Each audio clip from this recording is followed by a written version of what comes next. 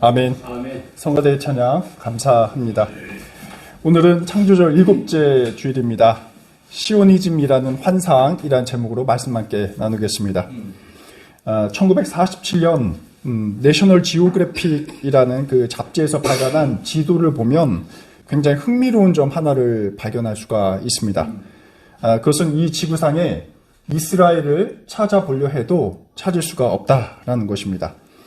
이스라엘 대신에 다른 국가명이 적혀져 있습니다.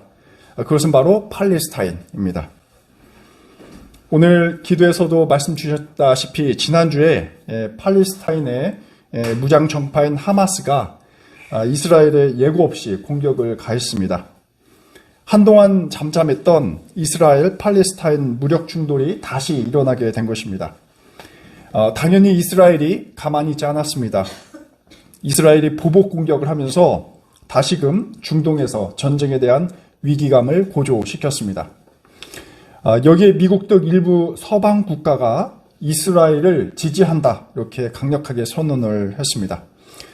이 충돌로 인해서 양국에서 약 4,000명에 가까운 사람이 사망을 했고 그 난민의 숫자는 이루 헤아릴 수 없습니다. 앞으로도 더 많이 이러한 최악의 참사가 더 발생하리라 예측하고 있습니다. 그 가운데는 안타깝게도 민간인 여성과 노인 그리고 심지어는 어린이 아이들까지도 잔인하게 죽어서 세계인들의 공분을 사고 있습니다. 이 분쟁의 씨앗은 사실 1948년 5월 14일로 거슬러 올라가고 있습니다. 이날은 이스라엘 건국의 날입니다. 당시 텔 아비브 미술관에서 유대 국가 건국위원회 의장인 벤 구리온이 이스라엘 건국을 선포했습니다. 물론 이스라엘이 이렇게 팔레스타인에서 땅을 점유하게 된 것은 그들만의 노력은 전혀 아니었습니다. 이는 1차 대전, 1차 세계대전, 2차 세계대전과도 굉장히 밀접하게 연관된 매우 복잡한 외교적 타협의 산물이었습니다.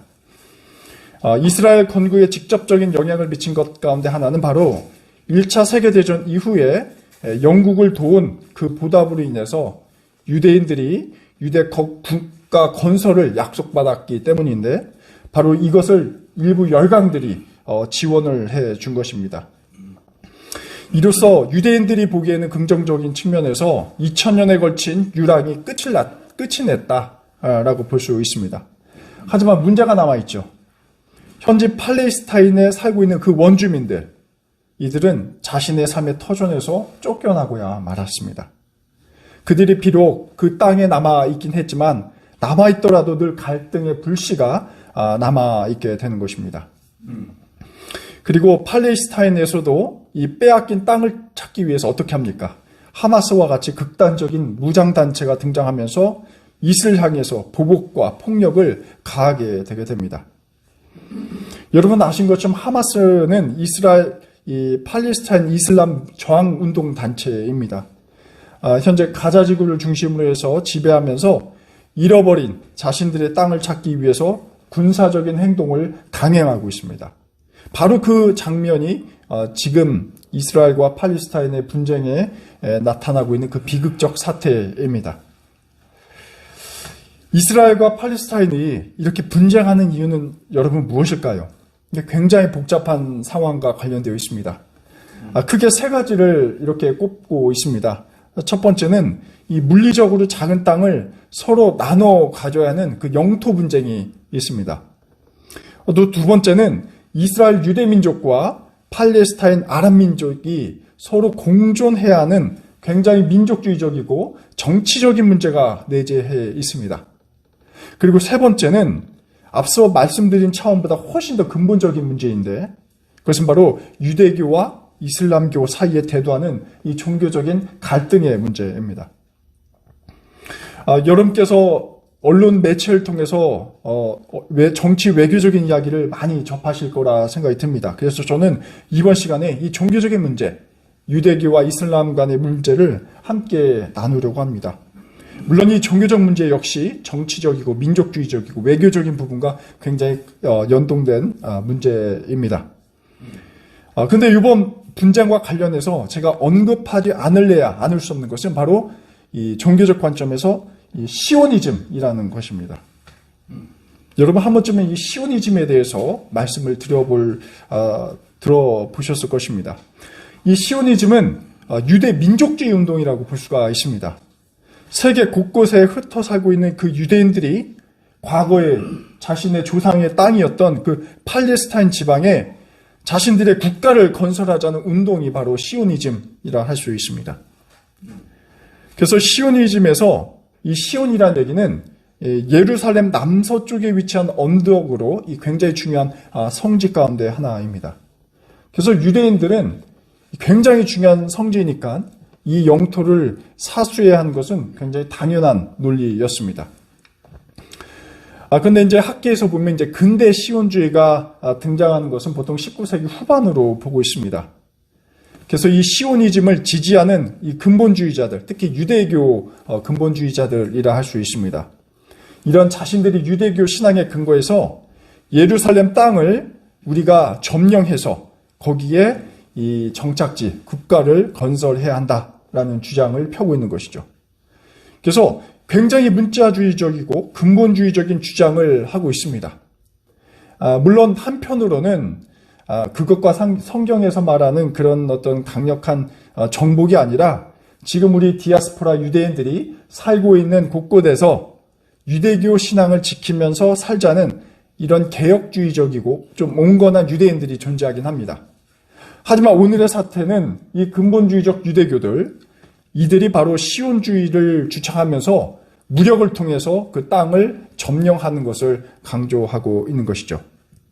그래서 아예 팔레스타인들과 이슬람교도들 그리고 아랍인들을 예루살렘 땅에서 완전히 몰아내서 그곳에 국가를 건설하겠다라는 것이 현재 작금의 이 근본주의적 유대교인들의 생각입니다. 그런데 우리가 생각해 볼 것은 왜 이렇게 그렇게 이스라엘이 그 땅에 집착하고 또 정복주의적인 태도를 유지하고 있는가? 그 이유를 좀 더 살펴볼 필요가 있습니다. 그리고 그 이유를 밝히다 보면 결국은 이 반유대주의와 연결된 것을 우리가 알 수가 있습니다. 그리고 이 역사는 굉장히 오래되어 있습니다. 여러분 우리가 알듯이 홀로코스트라는 것 기억하실 것입니다. 이 세계 제2차 대전은 유대인들에게 엄청난 재앙이었습니다. 유대인들은 수천 년 동안 나라 없이 떠돌아 살며 유럽에서 가장 천대받고 멸시받는 그리고 혐오의 대상이었습니다. 그 이유는 예수는 유대인들에 의해서 죽임을 당했다라는 생각이 기독교 전반, 특히 유대 국가, 유럽 국가들 사이에 문화 속에서 아주 기본적으로 깔려있는 의식이기도 했기 때문에 그렇습니다. 이 때문에 유대인들이 유랑 생활을 청산하고 억압받지 않기 위해서는 중요한 게 있는데 바로 국가를 세울 필요가 있다라는 것입니다. 가시적인 국가를 말하는 것입니다. 유대인들에게 그렇기 때문에 이 국가라는 것은 굉장히 절대적이고 필수적인 것이었습니다. 오늘 말씀에서 우리가 살펴보겠지만 성경은 유대인들에게 어떻습니까? 시온 예루살렘을 회복시켜 준다고 약속까지 하지 않았습니까? 그렇기 때문에 필사적으로 예루살렘을 점령하는 것이 무엇보다 중요했습니다. 단순히 종교적인 정체성을 지킨 것뿐만 아니라 자신들의 생존을 위해서도 절대적인 것입니다. 그래서 지금 하마스가 공격했을 때 세계 도처의 유대인 청년들이 자발적으로 앞다투어서 이 전쟁에 참여하겠다. 이렇게 이렇게 선언하는 것은 이스라엘이라는 국가 건설이 얼마나 이들에게 중요한가를 아주 단도직입적으로 전달하고 있어 보입니다. 하지만 문제는 그것이 바로 예루살렘이다라는 것입니다. 이 유대인들이 자신들의 국가를 세우는데 그 장소가 바로 예루살렘인데 그것을 포기할 수 없다라는 것이죠. 여러분 아시듯이 이 예루살렘은 유대교와 기독교와 이슬람교 가장 대표적인 3대 종교의 성지입니다. 이 가운데 유대인들과 이슬람 교도들이 갈등이 굉장히 거세고 있습니다. 특히 동예루살렘 지역이 그렇습니다. 이 지역은 현재 팔레스타인 지역이지만 웨스트뱅크 서한 지구와 함께 이스라엘이 강력하게 통치해 나가려는 그러한 땅입니다. 또 그것이 그렇게 정복하는 것이 당연하다라는 논리를 피고 있습니다. 왜냐하면 이미 예루살렘은 어떻습니까? 성경적으로 보면 아브라함이 자신의 아들 이삭을 바친 곳이라고 이야기하고 있고요. 또 다윗과 솔로몬의 성전이 건축된 공간으로 이 예루살렘이라는 공간은 굉장히 정신적인 뿌리가 되는 공간이기 때문에 그렇습니다. 그래서 이스라엘은 팔레스타인이 차지하고 있는 또 예루살렘 성지를 공유하고 있는 이 예루살렘 지역을 절대로 양보할 수 없게 된 것입니다. 그리고 결국 이런 문제는 군사적인 폭력으로 지금까지 오랫동안 진행되고 왔습니다. 앞으로도 계속 발생할 것입니다.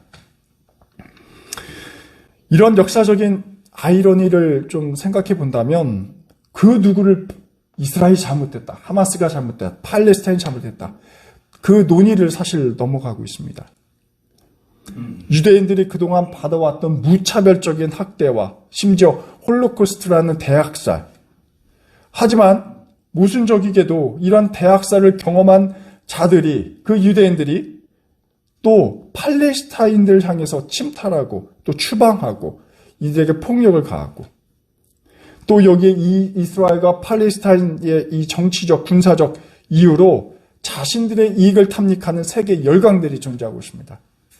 바로 이 삼박자가 중동의 상황을 최악으로 몰고 가고 있습니다.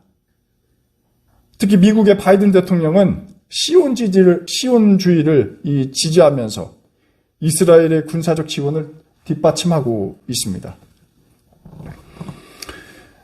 이렇게 실타래처럼 얽힌 문제, 과연 어떻게 풀 것인가? 사실 우리의 생각으로는 불가능하다라는 답변을 도출할 수밖에 없습니다. 그럼에도 불구하고 우리 기독교 신앙의 관점에서 어떻게 이 문제를 조금이라도 해결하지 않을 수가 없습니다. 그래서 그 해법을 찾는다면 오늘 말씀드릴 이 시오니즘에 대한 좀 바른 해석이 필요하다라고 보여집니다. 어떤 정복주의적이고 이 근본주의적 시오니즘에 대한 환상을 깨고 바른 시오니즘에 대한 의미를 재해석하는 것이 우리 그리스도인들 가운데 굉장히 중요한 과제라고 보여집니다. 오늘 아침 우리가 미가서 4장 3절 이하의 말씀을 묵상했습니다. 성경에는 이 시오니즘을 뒷받침하는 구절들이 여러 있는데 그 가운데 하나가 바로 이 구절입니다. 특히 6절 이하에 보면 이런 말씀이 있죠. 포로로 잡혀간 이스라엘의 백성을 하나님께서 다시 불러 모으고 그것을 회복시킨다는 내용입니다. 그 회복의 자리가 어디냐? 예루살렘이었다라는 것이죠. 지금은 타향에서 이스라엘 민족이 억압을 받으며 살고 있지만 이제 그 백성이 강한 민족이 될 것이고 이 이야기를 바로 예언자 미가가 선포하게 되는 것입니다. 포로로부터 해방되어서 이제는 예루살렘 도성이 회복될 것이다 라는 것입니다. 여러분 어떻습니까? 이 대목은 현재 이스라엘의 이런 호전적인 민족주의자들이 왜 팔레스타인과 이스라엘 민족을 그 세력을 축출해야 하는가를 이 종교적으로 암시하고 있지 않습니까? 하지만 우리가 생각해 볼 것은 정말 하나님께서 그리고 미가 예언자가 예루살렘 회복이라는 것이 이런 영토 정복을 의미하는 것인가 생각해 볼 필요가 있다라는 것입니다. 무력을 통해서 그 지역을 찾는 것이 과연 하나님께서 의도하신 것인가? 그것이 바른 시온주의인가 생각해 볼 필요가 있습니다.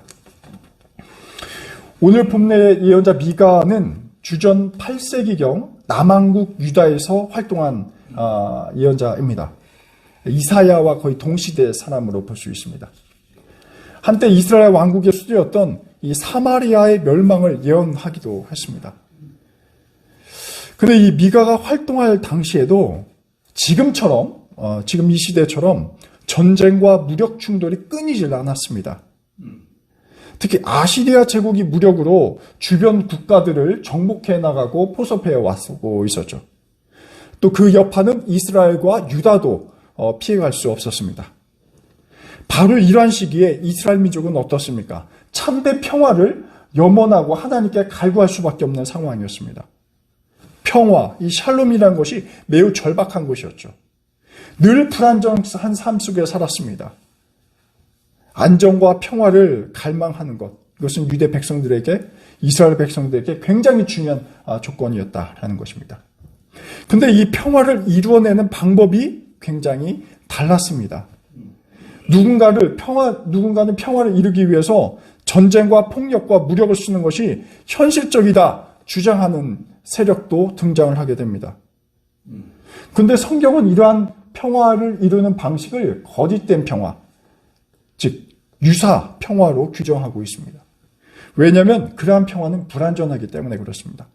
전쟁에서 승자가 독점하는 평화이기 때문에 그렇습니다. 그래서 미가 선지자, 이 예언자는 다른 평화의 방식에 대해서 주장하고 있습니다. 그것은 바로 모두의 평화입니다. 누군가 독점하는 소수의 정복자들과 무력자들이 점령하는 그러한 평화가 아니라 모두가 공유하는, 나누는 참된 평화를 말하고 있습니다. 그래서 오늘 본문 8절을 보면 이러한 대목이 있습니다. 너 양떼망대야, 도성 시온의 산아, 너의 이전 통치가 회복되고 도성 예루살렘의 왕권이 내게로 돌아올 것이다. 시온주의를 대변하는 아주 강력한 구절 가운데 하나이죠. 근데 여러분, 이 대목이 무엇을 말하고 있습니까?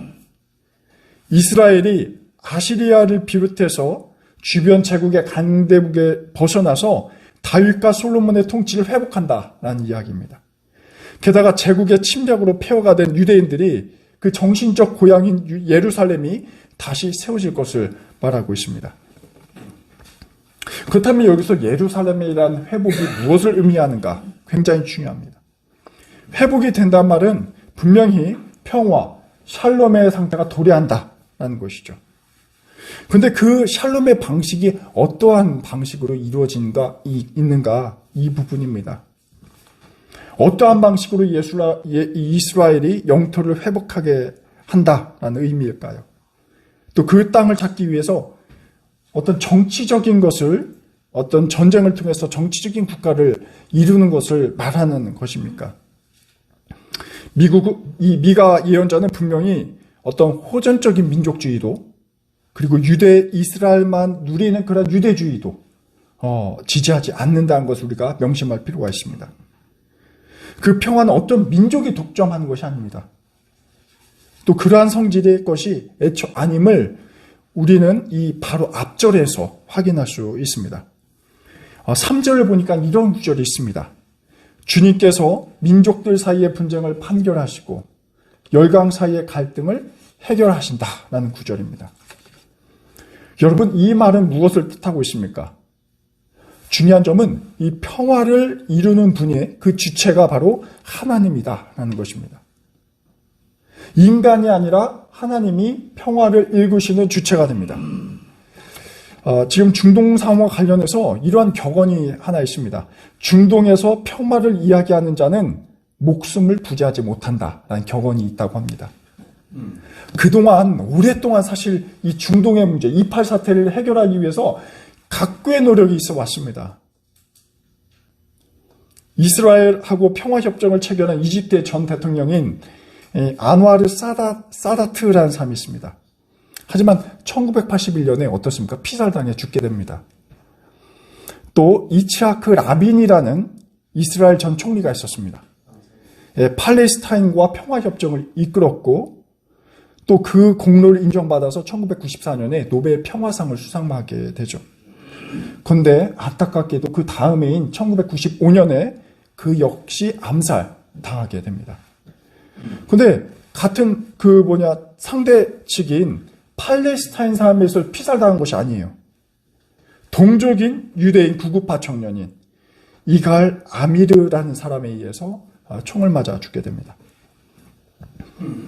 그토록 인간들이 추구하고자 하고 또 이끌어가고자 하는 평화라는 것이 사실상 굉장히 어렵습니다.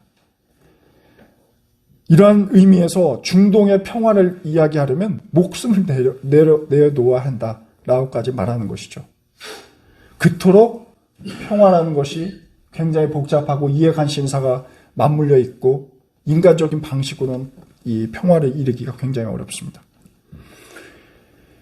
각국의 복잡한 이해관심, 실타래처럼 얽힌 외교 정치적인 관계, 그 실리를 저울질하면 할수록 어떻습니까? 참된 평화와 거리가 점점 더 멀어지게 됩니다. 그렇기 때문에 미가는 이미 2800년 전부터 인간이 평화를 이끌어갈 주체가 될 수 없다 선포하고 있습니다. 그리고 이를 초월한 하나님만이 평화를 이룰 수 있다 선언하게 되는 것이죠. 하나님께서 국가 간 분쟁과 전쟁을 종식시킬 수 있는 궁극적인 중재자가 된다라는 이야기입니다. 그렇다면 이 하나님께서는 어떠한 방식으로 평화를 이끌어가고 계십니까? 3절 후반부에서 이러한 대목이 기록되어 있습니다. 아주 잘 알려진 대목입니다. 나라마다 칼을 쳐서 보습을 만들고 창을 쳐서 낫을 만들 것이며 나라와 나라가 칼을 들고 서로 치지 않을 것이며 다시는 군사훈련도 하지 않을 것이다 라는 대목입니다. 여러분, 칼을 쳐서 보습을 만든다. 이게 어떤 의미를 갖고 있습니까? 좀 직접적으로 말씀드리면 군비 축소에 대해서 이야기하고 있습니다. 하나님께서 말씀하시는 그 샬롬이라는 것은 이 군축을 통해서 이루어지는 그런 평화가 아니다라는 거예요. 하지만 우리가 현실론적으로 우리는 군축을 통해서 군사적인 긴장감을 완화하려고 지금 애를 쓰고 있죠. 그래서 핵무기를 비축하고 있습니다. 그것이 일시적으로 핵이 가져다준 충격이 어마어마하기 때문에 이 공포로부터 이 핵을 비축하면 긴장 상태를 이 전쟁까지는 막을 수 있다라는 것이죠. 하지만 여러분 어떻습니까? 영속적이진 못합니다. 평화는 이 무력으로 만들어갈 수 없음을 이 미가 예언자는 증거하고 있습니다. 이 땅의 평화를 실현하기 위해서는 굉장한 노력이 필요하지만 상호 간의 대화와 이해가 절대적입니다. 힘을 키우고 군사력을 증진시킨 것은 결국 갈등만 고조시킬 뿐입니다. 전쟁으로 몰고 갈 뿐입니다. 어린아이 등 사회적 약자는 전쟁에서 무방비 상태에 노출되고 또 목숨을 잃고 있다는 것을 우리가 지금 이 시간 언론을 통해서 생생감, 그 현장을 아주 생생하게 목격하고 있습니다. 또 청년들은 어떻습니까? 전쟁하는 청년들 역시 목숨을 잃고 맙니다. 시오니즘에서 말하는 것처럼 땅을 정복해서 그곳에서 유대인들만의 평화로운 세계를 구축하자라는 그러한 논리는 통용되지 않습니다. 그러한 시오니즘은 굴절된 환상에 불과하고 있습니다. 시오니즘은 땅 따먹기가 아닙니다. 하나님께서는 유대인들만, 그 자신들만 안락하게 보여서 자신들의 번영과 행복을 향유하는 그러한 샬롬의 세계를 절대 말하지 않으셨습니다. 오히려 유대인들에게 부여된 그 책무가 있다면 그것은 팔레스타인과 또 아랍과 또 주변에 살아가는 수많은 이방인들과 함께하는 그 평화로운 공존입니다. 상생입니다. 무기를 내려놓는 것입니다. 이것이 바로 오늘 성경에서 증언하고 있는 시오니즘의 본래적인 의미입니다. 하나님에 의해서 견인되어서 세상에 평화가 도래하는 그러한 운동이 사실 바른 시오니즘이고 바로 하나님의 이 비폭력적인 사랑에 그 다음에 환대에 서로 동참하는 것이 시오니즘이지 지금같이 이 무기를 들고 땅을 점령하는 그러한 것은 시오니즘이 절대 아니죠. 이 시오니즘 우리 한국과도 굉장히 유사한 측면이 있습니다. 아까 전에 우리 정대일 교우님께서 기도 가운데 말씀 주셨지만 한국의 보수 그리스도인들은 성조기와 또 이스라엘 국기를 함께 흔들면서 태극기를 흔들면서 이스라엘 사회에 굉장히 동주적이고 그러한 모습을 갖고 있죠. 그리고 지금의 이스라엘 사태에 대해서 일부 그리스도인들은 우리 보수 그리스도는 굉장히 찬송하고 있습니다. 팔레스타인을 몰아내야 한다라는 인식을 갖고 있죠. 그리고 전쟁을 합리화하기도 합니다.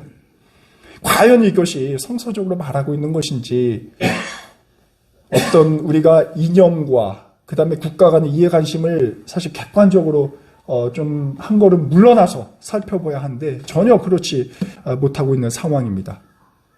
또 이것이 한때 일부 이 백투 예루살렘 운동이라고 있습니다. 예루살렘에 종국적으로 하나님께서 예루살렘에 오셔가지고 강림하셔서 이 세계를 전체 다 구원하실 것이라는 굉장히 영적인 그러한 정복주의적인 시도가 일부 한국의 개신교 선교 단체들로부터도 나오고 있습니다. 다 여기 이제 시오니즘과 메시아주의 같이 복잡하게 얽힌 주장인데 사실 성경에서 말하는 것과는 굉장히 거리가 멉니다. 그래서 우리 신앙인들은 이러한 하나님의 뜻에 부합하는 삶을 살 것을 결단해야 되고 오늘 미가서가 우리에게 그렇게 요구하고 있습니다. 이 시오니즘을 자신들의 민족주의를 강화하는 하나의 정치 이념으로 극단화하는 상황을 우리 그리스도인들은 굉장히 안타까워하고 이를 경계할 필요가 있습니다. 그래서 하나님의 뜻과 전혀 관계가 없는 것이고 오히려 하나님을 배신하는 행위입니다. 이러한 관점에서 오늘의 이러한 정치화된 시오니즘은 사실 무신론자들, 이 무신론에 가깝다라고 말씀드릴 수 있습니다. 미가서는 평화라는 것이 이 땅의 샬롬의 세계로 견인하시는 그 하나님을 믿을 것, 이걸 강조하고 또 샬롬을 이루시는 그의 방법에 순종할 때 그 샬롬의 세계가 이루어진다라는 것을 설파하고 있습니다. 어쩐 영토적인 정복을 하는 것, 그 다음에 이스라엘 자기들만의 평화를 말하는 것, 이건 전혀 아니다라는 것이죠. 진정한 평화는 이스라엘이나 또 그 반대로 하마스도 마찬가지입니다. 하마스도 극단주의적인 이슬람주의자들이지 않습니까? 이들 모두가 무기를 내려놓고 샬롬의 세계로 인도하시는 그 신적인 목소리에 귀 기울 때 가능하다라는 것입니다. 이스라엘 사람들은 만나면 이러한 인사를 서로 주고받는다고 합니다. 샬롬 엘레이켐이라는 단어입니다. 샬롬 엘레이켐. 우리가 예배 마치고 있다가 함께 나누는 인사 속에서 함께 이 말을 한번 나누려고 합니다. 샬롬 엘레이켐. 당신에게 평화를 이라는 뜻입니다. 아랍권의 이슬람인들도 이와 비슷한 인사말을 합니다. 아살라무 알라이쿰 이라는 단어입니다. 아살라무 알라이쿰. 이게 아살라, 이것도 바로 샬롬에서 나온 것이죠. 당신에게 평화를 이라는 뜻입니다. 이 두 인사 모두 히브리어 샬롬에 기초하고 있습니다. 우리가 과거 식사하셨어요. 우리 한국 인사말, 독특한 인사말이 있죠. 먹지 못할 때, 굶주릴 때, 우리가 서로 식사하셨습니까? 안부를 물으면서 우리가 이 행복과 생존에 대해서 서로 나눈 경험이 있습니다. 이 중동 지역의 이 샬롬, 평화라는 것이 인사말로 들어가는 것은 그 반대로 우리가 굶었던 것처럼 평화롭지 못한 상태를 역설적으로 드러내고 있습니다.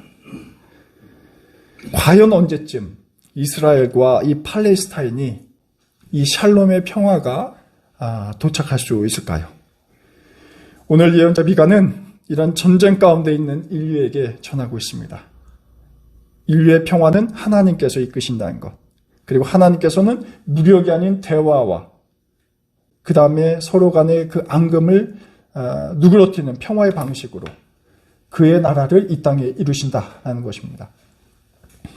우리 낙산교회 교우님들께서 지금도 죽음의 순간 가운데 있는 이스라엘과 팔레스타인의 시민이 이 악의 굴레에서 해방할 수 있도록 기도해 주시길 간절히 빕니다. 시오니즘이라는 이 거짓된 평화라는 환상에서 벗어나 진정한 평화를 이룰 수 있도록 기도해 주시기 바랍니다. 무엇보다 전쟁 중에 있는 군인들이 이 총과 칼을 내려놓고 형제를 회복하고 또 중동을 자신들의 이해 관심으로 이 수단화하는 강대국들의 그 위정자들, 이들이 반성할 수 있도록 함께 기원해 주시길 기도합니다. 기도하겠습니다. 평화의 하나님, 지금 당신께서 창조한 세계는 총과 칼로 서로 겨누며 생명을 위협하고 있습니다. 지금도 수많은 사람이 목숨을 지키지 못한 채 죽음으로 내몰리고 있습니다. 주께서 인류를 불쌍히 여기시고 위로하여 주옵소서. 그릇된 민족주의로 인해 여전히 사람들은 싸우고 있습니다. 주님, 저희에게 평안을 허락하시고 진정한 샬롬의 세계를 이루게 하옵소서. 예수 그리스도의 이름으로 기도드립니다.